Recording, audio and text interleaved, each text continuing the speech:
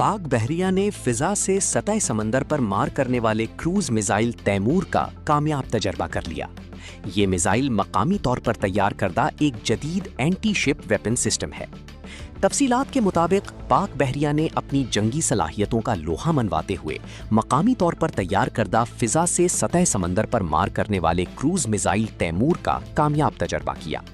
ISPR की जानिब से कहा गया कि इस तजर्बे के दौरान समंदर में हदफ को इंतहाई दुरुस्तगी के साथ निशाना बनाकर ऑपरेशनल तैयारियों का अमली मुजाहिरा किया गया।